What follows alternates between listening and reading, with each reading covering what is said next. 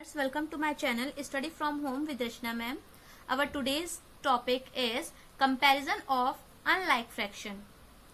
Students, जैसा कि मैंने आपको लास्ट वीडियो में आपको बताया था कंपैरिजन ऑफ लाइक फ्रैक्शन, यानी कि हम लोग लाइक फ्रैक्शन का कैसे कंपैरिजन करेंगे, है ना। जब हमारे डिनोमिनेटर सेम होते हैं तो हम उसे कैसे कंपैरिजन करते हैं। और आज हम देखेंगे कि कंपैरिजन ऑफ अनलाइक फ्रैक्शन, यानी अगर हमारे डिनोमिनेटर सेम नहीं है, डिनोमिनेटर हमारे डिफरेंट है, तो हम उसे अनलाइक फ्रैक्शन कहते हैं। और उसका कंपैरिजन हम कैसे करेंगे, यानी हम कैसे पता करेंगे कौन सा फ्रैक्शन बड़ा है और कौन सा फ्रैक्शन छोटा है। ठीक है, तो चलिए यहाँ पर हम स्टार्ट करते हैं। बच्चों, वीडियो स्टार्ट करने से पहले मैं आपको बता दूं कि अगर आप मेरे चैनल पर न्यू है तो इसे सब्सक्राइब कर दीजिए। सब्सक्राइब करने के बगल में ही बेल आइकन है, उसे प्रेस करना मत भूलिए, क्योंकि उससे ही आपको मेरे आने वाली वीडियोस की नोटिफिकेशन मिलती है। और अगर अभी तक आपने वीडियो को लाइक नहीं किया है तो आप इसे लाइक जरूर कर दीजिए, क्योंकि ये वीडियो बहुत ही इंटरेस्टिंग होने वाली है। तो चलिए देखते हैं, यहाँ पर कंपेयर करना है हमें अनलाइक फ्रैक्शन को।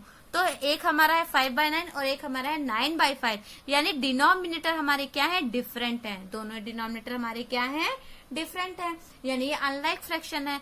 तो हमेशा जब भी हम अनलाइक फ्रैक्शन का कंपैरिजन करते हैं तो सबसे पहले हमारा काम क्या होता है, हमें डिनोमिनेटर को सेम करना होता है। डिनोमिनेटर को क्या करना होता है, सेम, क्योंकि जब तक हमारे डिनोमिनेटर सेम नहीं होंगे तब तक हम कंपैरिजन नहीं कर सकते। तो सबसे पहले हमें क्या करना पड़ेगा, डिनोमिनेटर को सेम करना पड़ेगा। और डिनोमिनेटर को सेम करने के लिए हम क्या करते हैं, एलसीएम लेते हैं। क्या लेते हैं, एलसीएम लेते हैं। ठीक है, जैसे कि एलसीएम क्यों लेते हैं मैं आपको एक बता देना चाहती हूँ। जैसे देखिए, हमें डिनोमिनेटर सेम करना है, ठीक है, तो एलसीएम क्यों लेते हैं जरा देखिए। जैसे मैंने आपसे कहा कि एक बच्चे के पास 5 टॉफीज है, एक बच्चे के पास 10 टॉफी है, तो ऐसे तो बताओ किसके तो हमने कहा कि इसका कंपैरिजन करना है, तो पहले आपको क्या करना पड़ेगा, दोनों को सेम करना पड़ेगा ना, सेम होने चाहिए दोनों के। तो आप क्या करेंगे, यहाँ पर इसको 5 टॉफीज और दे देंगे, और इसके पास 10 ऑलरेडी है, तो यहाँ पर कितना हो जाएगा, 10 हो जाएगा, है ना। और इसके पास भी क्या हो गया, 10 हो गया, यानी हमने मल्टीपल कर दिया। तो सेम हमें यहाँ भी इनका यानी 9 को और 5 को सेम करना है। तो हम यहाँ पर 9 को और कितना दे दें, यानी किससे मल्टीप्लाई कर दें, जो इसके पास जो आंसर आए, और 5 को किससे मल्टीप्लाई कर दें कि यहाँ जो आंसर आए दोनों सेम हो जाए। तो यानी हम इसका मल्टीपल फाइंड करेंगे, है ना। तो मल्टीपल फाइंड करेंगे कि कौन सा नंबर ऐसा है जो दोनों को सेम कर दे। ठीक है, तो 9 को अगर हम 5 से मल्टीप्लाई करें तो 9 5 से कितना हो जाएगा, 45। अगर हम 5 को 9 से मल्टीप्लाई करें तो 45। तो देखिए दोनों हमारा क्या आ गया, सेम आ गया, है ना। तो हमें कंपैरिजन करना पड़ता है और सेम करना पड़ता है, और सेम करने के लिए हम क्या करते हैं, मल्टीप्लाई करते हैं। और जब भी हम मल्टीप्लाई करते हैं तो यानी कि हमें मल्टीपल लेना पड़ता है, लीस्ट कॉमन मल्टीपल, यानी कि हम एलसीएम फाइंड करते हैं। ये बात आपको समझ में आ गई क्यों एलसीएम लेते हैं। तो चलिए, अगर हमें यहाँ पे डिनोमिनेटर सेम करने हैं तो सबसे पहले हमें क्या लेना पड़ेगा, एलसीएम लेना पड़ेगा। तो हम यहाँ लिखेंगे एलसीएम ऑफ 9 एंड 5। तो 5 और 9 का एलसीएम लीजिए, जैसा कि मैंने आपको यहाँ पर बताया था। ये मेथड कॉमन डिवीजन मेथड आप यूज करेंगे यहाँ पर। तो ये 3 से डिविजिबल हो जाएगा, तो 3 3 जा 9 हो जाएगा। अभी भी 3 से जा सकता है, तो ये 3 1 जा हो जाएगा। 5 तो नहीं जा रहा है, तो 5 ऐसे उतार लेंगे। फिर 5 से जाएगा तो ये 1, 5 1 जा 5। तो हमारा एलसीएम कितना हो गया, 3 इंटू 3 इंटू 5, यानी 3 इंटू 3 इंटू 5। 3 3 जा 9, 9 5 जा 45। हमारा एलसीएम कितना आ गया, 45। अब देखिए, एलसीएम तो हमने फाइंड कर लिया, अब हमें इसे बराबर कैसे करना है। सबसे पहले हम लिखेंगे 5/9। सबसे पहले क्या लिखेंगे, 5/9। अब हमें 9 को क्या बनाना है, एलसीएम के बराबर बनाना है। ठीक है, तो आप सोचिए 9 को हम किससे मल्टीप्लाई कर दे कि 45 आ जाए। तो 9 5 जा 45 होता है ना, तो हमें ऊपर और नीचे किससे मल्टीप्लाई करना पड़ेगा, 5 और 5 से। याद रखिए, डिनोमिनेटर और न्यूमरेटर दोनों को ही मल्टीप्लाई करेंगे। ठीक है, तो 5 5 जा 25, 9 5 जा 45, यानी कि जो हमारा 5/9 था वो क्या बन गया, 25/45। ठीक है, अब किसकी बारी है, अब बारी है 9/5 की। तो यहाँ पर हम लिखेंगे 9/5, और हमें यहाँ भी वही करना है। यहाँ हमारा डिनोमिनेटर 5 है, लेकिन हमें क्या करना है, एलसीएम के बराबर उसे बनाना है। एलसीएम 45 है, तो 5 को हम किससे मल्टीप्लाई करें कि 45 आ जाए, 5 को 9 से मल्टीप्लाई करें। तो डिनोमिनेटर और न्यूमरेटर दोनों मल्टीप्लाई करेंगे। 9 9 जा 81, 5 9 जा 45। तो आप यहाँ देखिए 9/5 क्या हो गया, 81/5, और 5/9 हमारा क्या हो गया 25/45। तो आप बताइए कौन सा नंबर बड़ा है इसमें। डिनोमिनेटर तो दोनों सेम हो गए है ना। यहाँ पे मैं लिख लेती हूँ 25/45 और यहाँ है 81/45। तो कौन सा नंबर बड़ा होगा, डिनोमिनेटर सेम है तो जो नंबर न्यूमरेटर में बड़ा होता है वही नंबर बड़ा होगा 81/45।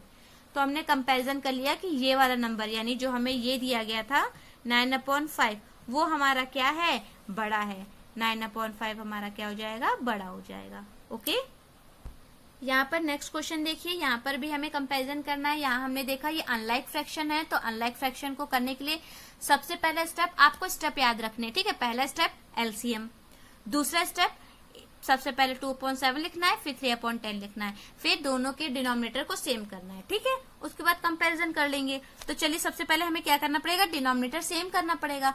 तो डिनोमिनेटर सेम करने के लिए हमें क्या करना पड़ेगा, एलसीएम लेना पड़ेगा। तो यहाँ लिखेंगे एलसीएम ऑफ 7 एंड 10। 10 और 7 का एलसीएम क्या हो जाएगा, यहाँ पर हम फाइंड कर लेते हैं। 2 से ये डिविजिबल होगा, है ना। 7 नहीं होगा तो 7 ऐसे ही उतार लेंगे, 2 5 10। अब ये 5 से होगा तो 5 7 नहीं जाएगा तो 7 ऐसे ही आ जाएगा, 5 1 5, फिर 7 1 7। कितना आ गया हमारे पास, 2 × 5 × 7। यहाँ देखिए 2 × 5 × 7 आ गया। 2 5 10, 10 7 70, यानी एलसीएम हमारे पास कितना आ गया, 70 आ गया। तो पहला काम तो हमारा हो गया एलसीएम। अब दूसरा बार हमारा काम है डिनोमिनेटर सेम करना। तो 2/7 है, तो आप मुझे बताइए कि हम 7 को किससे मल्टीप्लाई करें कि एलसीएम के बराबर आ जाए, यानी 70 आ जाए। तो 7 को हम 10 से मल्टीप्लाई करेंगे। तो 10/10 से मल्टीप्लाई कीजिए, 2 10 20, 7 10 70, ठीक है। अब हमारा अगला क्या है, 3/10। हमें इसका भी डिनोमिनेटर सेम करना है। तो आप बताइए 10 को किससे मल्टीप्लाई करें कि हमारा एलसीएम आ जाए, यानी 70 आ जाए। तो 10 को अगर हम 7 से मल्टीप्लाई करें, यानी 7/7 से, तो 3 7 21, 10 7 70। देखिए इसका भी 70 आ गया, इसका भी 70 आ गया, है ना। ये है 20/70, ये है 21/70। तो अब आप बताइए कि कौन सा फ्रैक्शन बड़ा होगा। डिनोमिनेटर दोनों के सेम है, जो न्यूमरेटर बड़ा होता है वही नंबर बड़ा होता है। तो 21 बड़ा है, तो हमारा 21/70 क्या हो जाएगा, बड़ा हो जाएगा। बच्चों ये आपको अच्छे से आना चाहिए, क्योंकि इसी से ही अगर आपको ये आ जाएगा कि कैसे अब हम एलसीएम लेकर अनलाइक फ्रैक्शन को कंपैरिजन करते हैं, तो आपको ऐसे ही यानी एलसीएम लेकर ही आपको एडिशन सॉल्व करना है, सब्ट्रैक्शन सॉल्व करना है, इवन असेंडिंग और डिसेंडिंग ऑर्डर भी करना है, जो कि मैं अब आपको करवाने जा रही हूँ। तो चलिए एक हम लोग उसका क्वेश्चन देख लेते हैं, असेंडिंग ऑर्डर और डिसेंडिंग ऑर्डर का, ठीक है। यहाँ पर देखिए हमारे पास नेक्स्ट क्वेश्चन क्या लिखा हुआ है, arrange the following in ascending and descending order. यहाँ पर जो हमें ये फ्रैक्शन दिए हैं इन्हें हमें असेंडिंग और डिसेंडिंग ऑर्डर में अरेंज करना है। तो असेंडिंग और डिसेंडिंग ऑर्डर में अरेंज करने के लिए पहले हमें ये तो पता होना चाहिए कि कौन सा नंबर छोटा है, कौन सा फ्रैक्शन बड़ा है ना, और कौन सा फ्रैक्शन सबसे बड़ा है। तो पहले हमें ये तो पता होना चाहिए। तो इसका मतलब तीनों को हमें क्या करना पड़ेगा, कंपैरिजन करना पड़ेगा। और आपको पता है कि नंबर कौन सा बड़ा है और छोटा है, बताने के लिए हमें क्या करना पड़ता है, डिनोमिनेटर को सेम करना पड़ता है। तो यहाँ भी हमें क्या करना पड़ेगा, डिनोमिनेटर सेम करना पड़ेगा। और डिनोमिनेटर सेम करने के लिए हम क्या लेते हैं, एलसीएम लेते हैं। तो चलिए लेते हैं एलसीएम। किसका किसका एलसीएम लेंगे, डिनोमिनेटर हमारे हैं 6 7 6 8।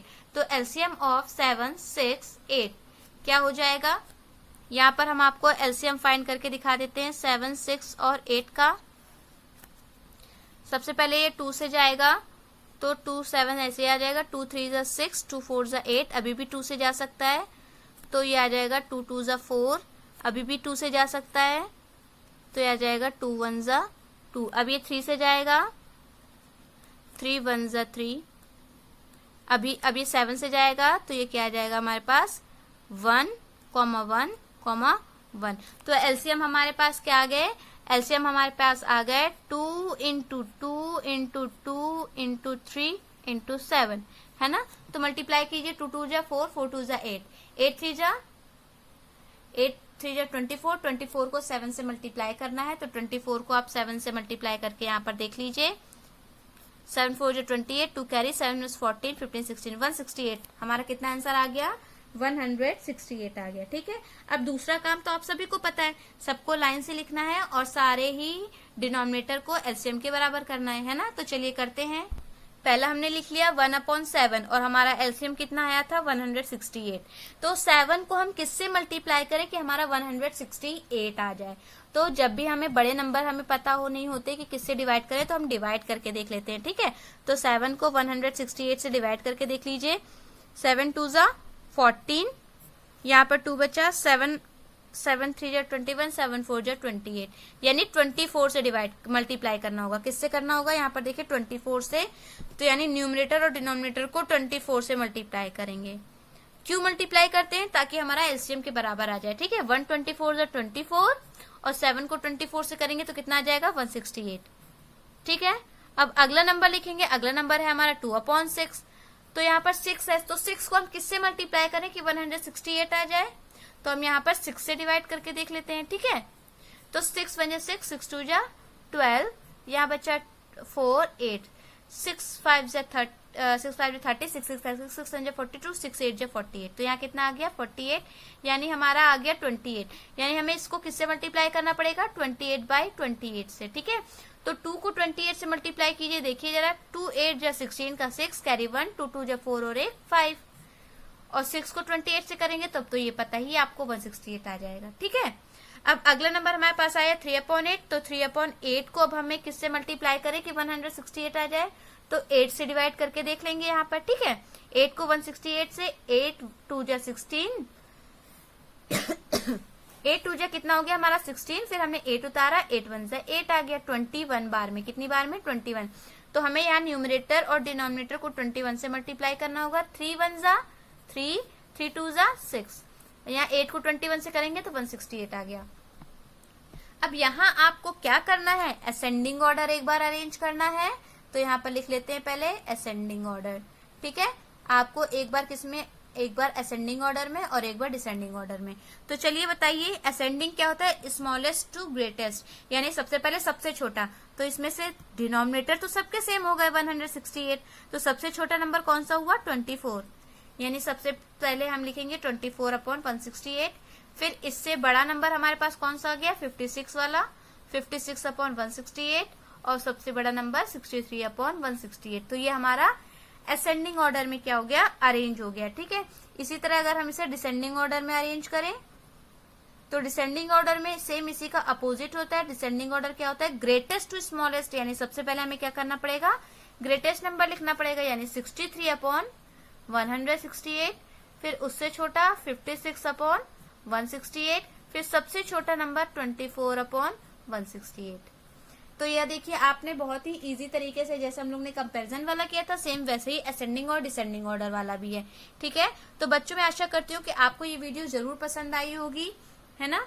और वीडियो पसंद आई होगी तो आप इसे जरूर लाइक कर दीजिए। ठीक है, और हर वीडियो के लास्ट में मैं आपसे क्वेश्चन पूछती हूँ, जिसे आपको मुझे कमेंट बॉक्स में आंसर बताना होता है। तो आप मुझे कमेंट बॉक्स में आंसर बता दीजिएगा। अभी मैं आपसे एक क्वेश्चन पूछूंगी।